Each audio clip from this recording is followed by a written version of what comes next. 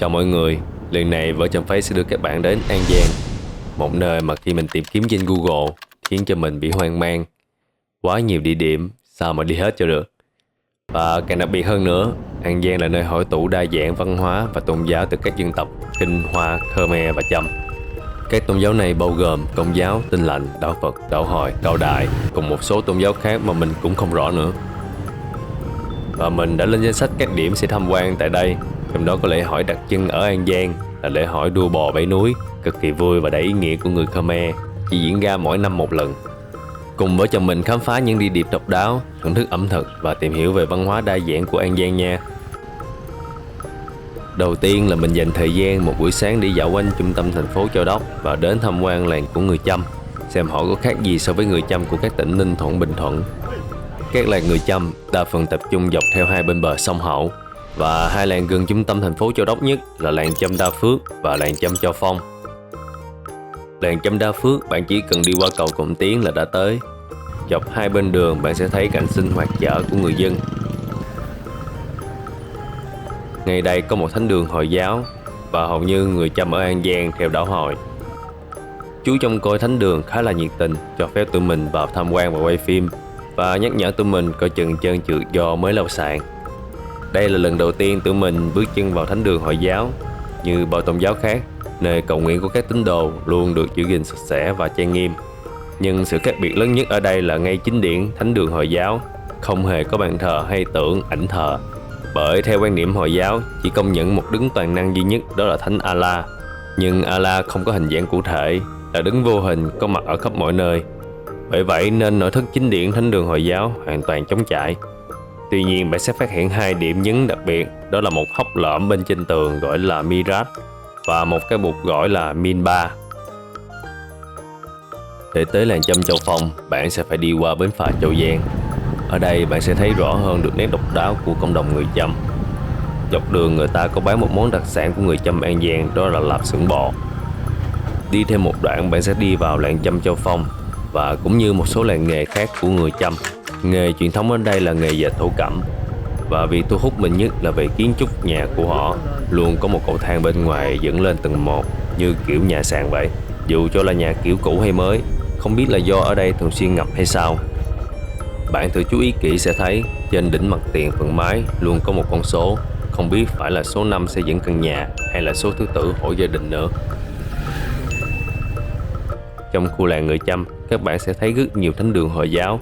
Điều này làm cho nó trở thành một nét đặc sắc trong cả vùng quê sông nước, với kiến trúc lộng lẫy pha giữa hai màu xanh và trắng, gồm mái vòm, tháp tròn ở các góc, chạm khắc biểu tượng ngôi sao và vầng trăng khuyết, rất giống các thánh đường tại các nước Hồi giáo Trung Đông.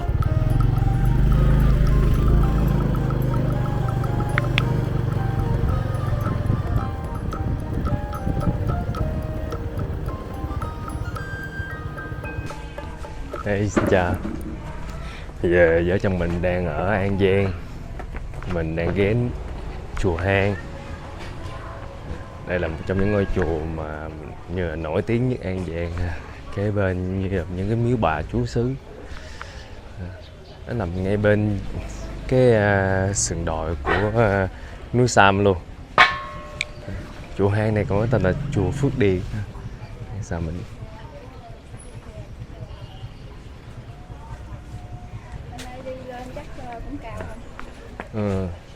nghĩ còn lên cao nữa. Còn lên cao nữa không? Đúng rồi. Cao lắm con ơi. Có cái giờ đau đi cả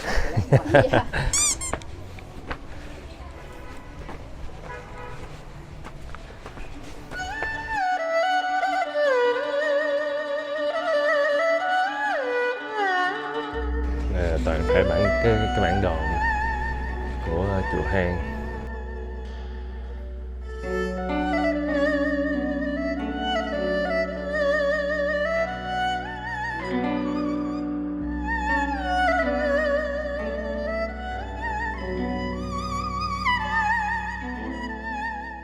Chùa người ta sẽ xây hai cái phòng để giày dép như đây. Trước khi vào chùa Và bên đây để giữ gìn cho thiền môn trang nghiêm thanh tịnh. rồi mình sẽ để giày dép vào bên trong trước khi mình đi lên để chơi giày dép đúng nơi quy định. và mình cũng đừng để nó thức ăn nước uống chỉnh trang y phục trước khi vào chùa Để bên trong chùa. môn trang nghiêm thanh tịnh.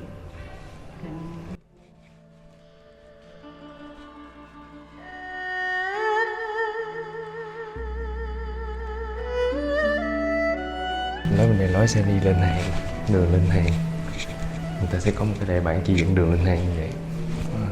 Chùa Hang thực ra là tên gọi dân gian của chùa Phước Điền mà thôi.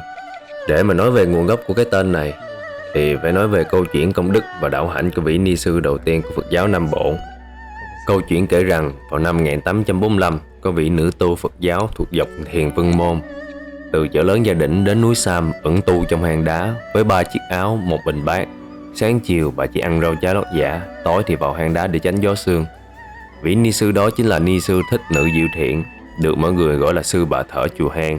Trong thời gian ẩn tu tại đây, sư bà đã cảm hóa và thiết tâm quy y cho một đôi rắn. Đôi rắn này nghe xong thì vẫy đuôi bò đi. Không lâu sau thì đôi rắn đó quay lại bên cạnh sư bà. Sau khi sư bà viên tịch, để đáp lời thỉnh nguyện của Phật tử, Hòa thượng Thích Huệ Thiện đã tiếp nhận chùa Hang. Sau khi tiếp nhận nơi đây, Ngài đã cho khởi công trùng tu bổ điển, xây dựng hậu đường, giảng đường. Công trình kéo dài từ năm 1926 đến năm 1932 mới hoàn thành. Xét thấy chùa chưa có tên, thầy đặt hiệu chùa là Phước Điền, nhưng dân gian vẫn gọi là chùa Hang. Đây, mình sẽ đi lên. Cái đoạn từ Phật Bà Quan Âm đi lên. Cái hang động luôn. Có nhiều bậc thang. Phía trên nó có những cái lỗ lấy gió như nha. Trên nó có những cái lỗ lấy gió như vậy. Hầu như các bên trên đều có lỗ lấy gió hết. Đây có một cái lối dẫn đi nơi khác nữa. Đạt Ma, tổ Đạt Ma khai thị với Tây Phương Bửu Điển. Để mình đi vào coi sao.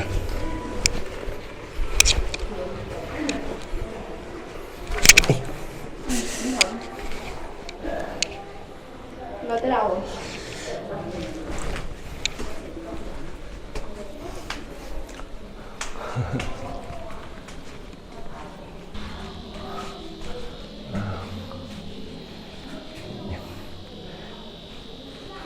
Đây ta vẫn có trang trí một cái bức tượng gì đó.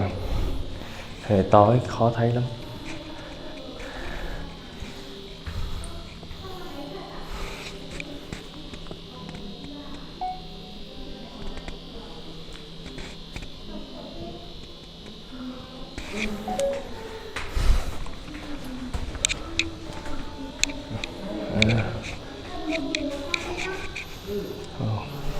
Quẹo trái nè.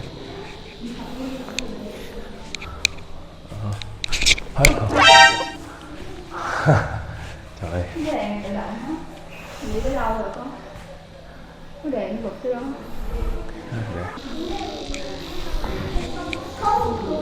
Em đi tới đâu thai?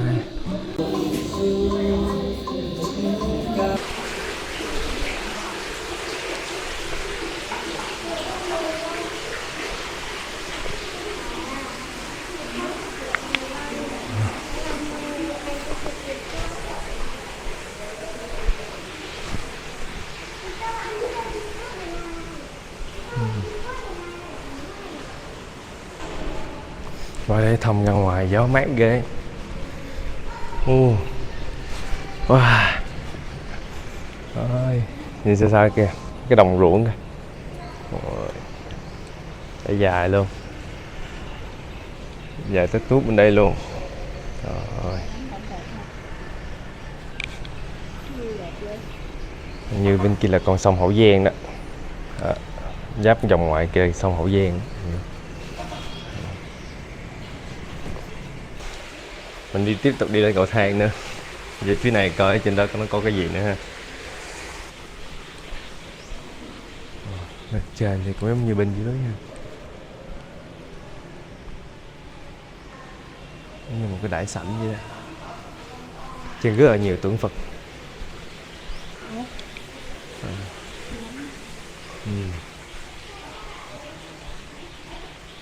Mình thử lên trên nữa xem có gì không.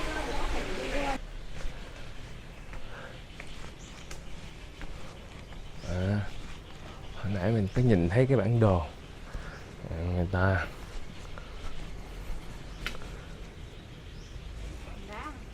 Như là người ta không không đâu cái này. Cái này là người ta làm xong người ta đặt vô thôi, người ta khoét cái lỗ người ta vô.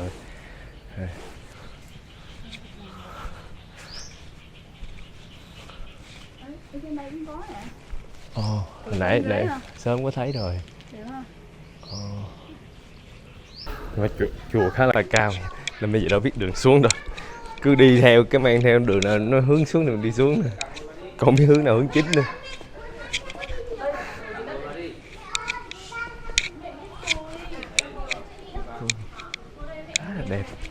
Đẹp lắm các bạn.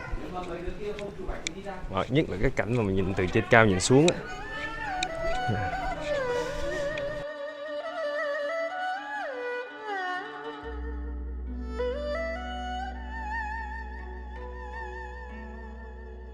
Nếu các bạn là người yêu thích thịt bò thì ở gần chùa Hang Núi Sam có một đặc sản gọi là bò 7 món, các bạn không nên bỏ qua. Và quán mình ăn được người dân địa phương giới thiệu cũng khá là được. Hai món bò mình gọi là bò lưỡi xả và bò nướng lá trúc. Và vợ mình thì thích món bò nướng lá trúc hơn.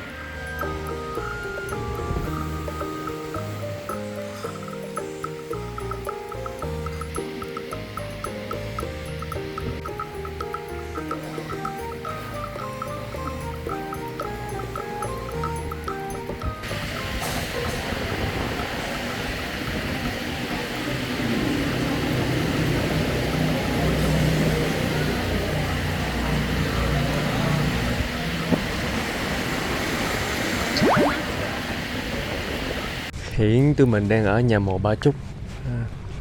Đây là cái chỗ mà mình muốn đến nhất ở An Giang. Để mình lại mình xem. Thì mình thích mấy cái mà liên quan đến lịch sử lắm. Muốn cái đường vô á là mình sẽ đi từ cái cổng chùa Tam Bủ nè, mình đi vô tới đây. Mình chạy thẳng vào bên trong mình để xe luôn. Chạy thẳng vào bên trong khu vực này là mình để xe đó. Nhưng mà miễn phí, không ai thu phí á. Rồi xong rồi mình đi vô đây. Dạ. Đấy. Rồi. Bên đây nó sẽ có một cái phòng trưng bày chứng tích tội ác của Pol Pot. Mình đi vào mình xem cái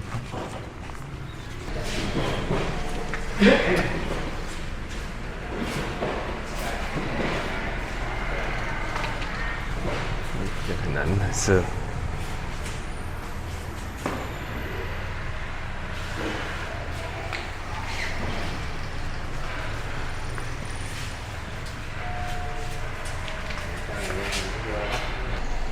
Đây là bức tranh của những người một số người sống sót trong vụ thảm sát.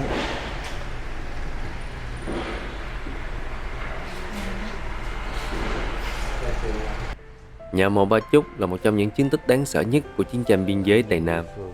Khi tới đây và xem các tư liệu hình ảnh mà mình đã nói hết da gà luôn. Đỉnh cao của tai ác này là cuộc thảm sát 3.157 người dân Ba Chúc từ ngày 18 tháng 4 đến ngày 30 tháng 4 1978. Trong suốt 12 ngày đêm bị bọn Pol Pot chiếm đóng, Ba Chúc bị dìm trong biển máu. Vụ thảm sát là một trong những nguyên nhân dẫn đến xung đột biên giới Việt Nam Campuchia và sau đó là chiến dịch phản công biên giới Tây Nam Việt Nam. Cuối năm 1979, chính quyền và nhân dân tỉnh An Giang đã xây dựng quần thể chứng tích tội ác, trong đó có nhà mồ là công trình chính. Nơi đây là chứng tích ghi nhận sự độc ác của quân Pol Pot. Bên trong nhà mồ có chứa 1.159 bộ hài cốt người dân Việt Nam vô tội bị giết.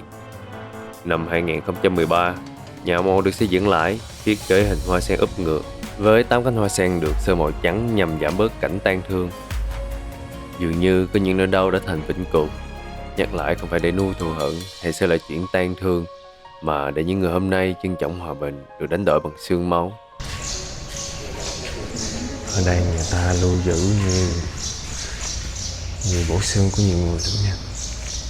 Ở đây là người ta chia ra luôn, người ta có chia ra, sắp xếp lại. Đây là bộ xương của những người nữ trên 60 tuổi.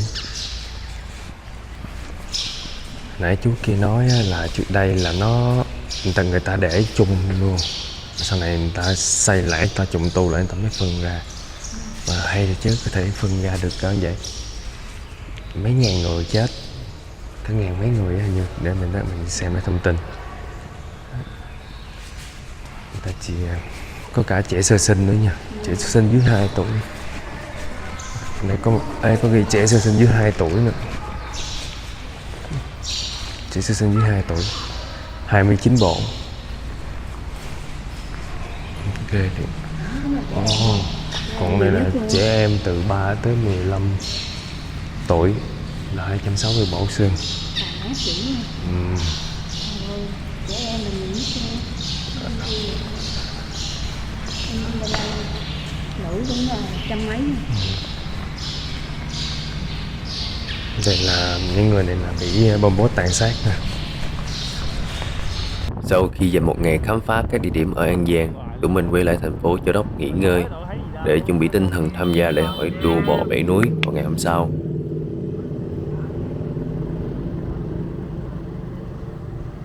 Lễ hội đua bò bảy núi là lễ hội của đồng bào người Khmer Nam Bộ, thường tổ chức cùng với lễ Donta là lễ cúng ông bà, từ ngày 29 tháng 8 đến ngày 1 tháng 9 âm lịch. Đợt này mình đi thì lễ hội diễn ra vào lúc 7 giờ sáng ngày 30 tháng 8 âm lịch tại sân đua bò huyện Chi Tôn. Ở đây là lúc 6 giờ sáng mình đã khởi hành từ thành phố Châu Đốc. Lúc mới đi đường hai bên đồng ruộng rất là đẹp. Tới đoạn gần khu du lịch núi Cấm thì người ta làm đường, mình không có quay. Trời ơi, cái đường nó xấu gì đâu, đi xe mà như ngồi thú nhúng gì đó, mà khói bụi còn quá trời nữa chứ. Lúc này cảm giác như là đi thỉnh kinh vậy đó. Sáng nay mình đã có mặt tại lễ hội đua bò bảy núi nha, của người dân tộc Khmer ở An Giang nha. Này rất là đông nha. Hôm qua là mình đã tới đây mình coi xung quanh tí rồi. Hôm nay mới là ngày lễ chính thức, rất là đông. Nhiều.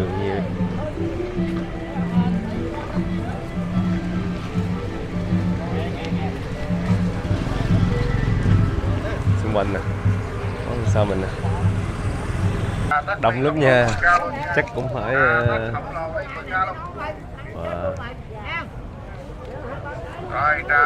50-60 cặp, 50-60 cặp bò có đó.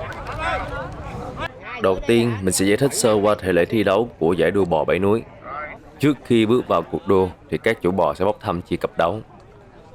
Sau đây chúng tôi xin mời chủ nhân của 56 đôi bò tham dự hội đua bò bảy núi tại các truyền hình An Giang năm nay tiến lên phía trước để nhận cờ lưu niệm của ban tổ chức theo từng đợt. Mỗi đợt là 2 cặp bò đua với nhau, ai thắng sẽ vào vòng tiếp theo. Cứ như vậy cho đến khi có cặp bò giành chức vô địch. Các cặp bò sẽ được gắn vào một dàn bừa, người nài bò sẽ đứng trên căn bừa để điều khiển. Bước vào cuộc đua, 2 đội bò sẽ thi đấu theo thể thức, một vòng hô, một vòng thả. Vòng hô sẽ là vòng các cặp bò làm quen với sân đua để lấy chớn.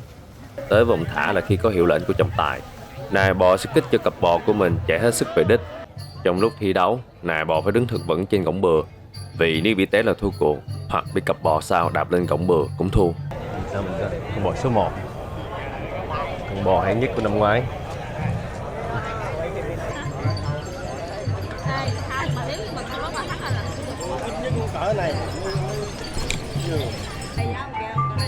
Người ta chuẩn bị đua rồi nè. Hồi nãy người ta đi chào sân trước, cho bò đi chào sân một vòng. Bò ta xuống bên kia tập trung. Đây là cặp đấu mà chắc là khiến khán giả vui nhất, vì 2 con bò sau nó là 2 bò con, có chút ác à.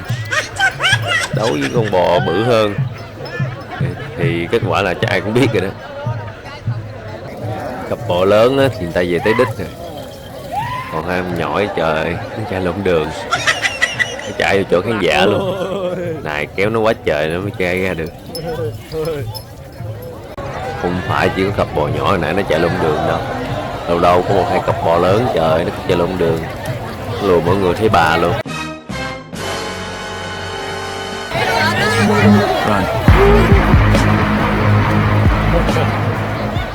Nhưng cũng không thiếu các cặp đấu hấp dẫn. Các cặp bò căng sức đua nhau về đích, khiến cho khán giả hú hét quá trời luôn.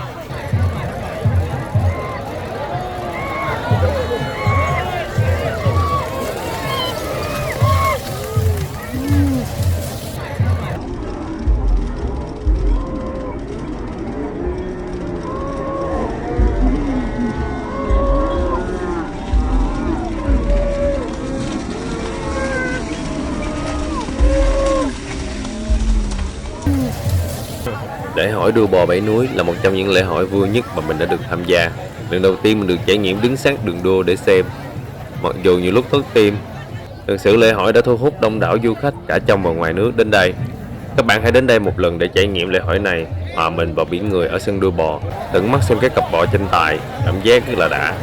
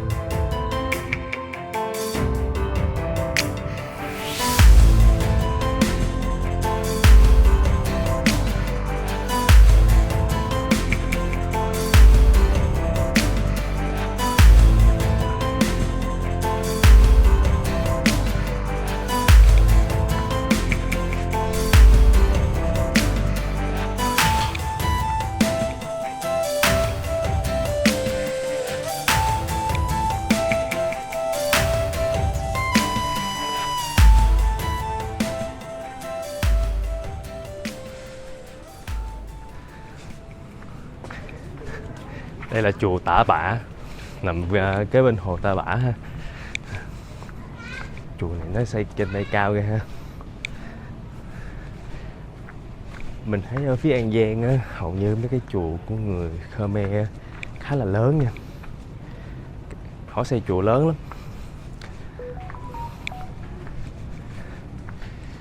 Tại vì lúc ở Vĩnh Long á, mình thấy những cái chùa bên Vĩnh Long á, chùa Khmer á, họ không có, cũng lớn nhưng mà nó không đến hoành tráng quá.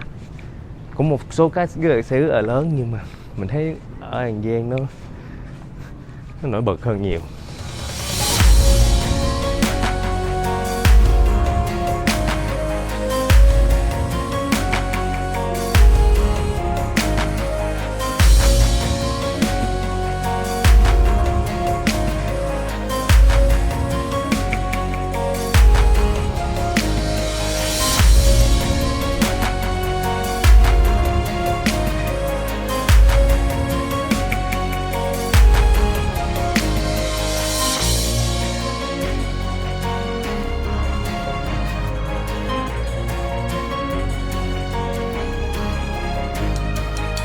Cảm ơn các bạn đã xem hết video.